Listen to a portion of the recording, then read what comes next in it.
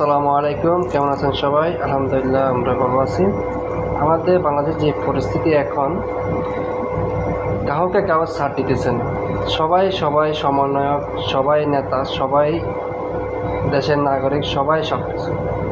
সরকার আইন কিছু মানতেছে না। এখন বর্তমান পরিস্থিতি এমন হয়ে গেল, যেমন ধরুন আপনি আজকে একটা দেখলাম মিডিয়াতে একটু আগে, 300 ফিট রোডে একটা প্রাইভেট কারের ভিতরে একটা মহিলাও আছে, ছোটো বাচ্চাও আছে, যিনি প্রাইভেট কার চালাতে উনিও আছে। অতর্কিতভাবে মোটর সাইকেলে কিছু ফলাফাইন হামলা করে ওনাকে মারধর করতেছে, গাড়ি ভাঙচুর করতেছে।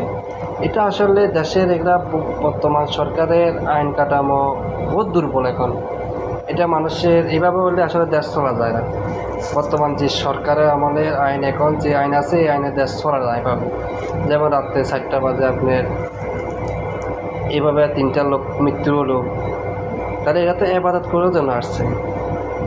তাহলে বিশ্ব ইস্তেমার নামে এটা একটা যে একটা মানুষের যে একটা আস্থা ইসলামের, এই আস্থাটা তো থাকবে না মানুষের, এটা চলে যাবে। সরকারের কিছু আইনগত ব্যবস্থা নেওয়া দরকার। আইনগত কাঠামো অনেক দুর্বল বাংলাদেশে বর্তমানে।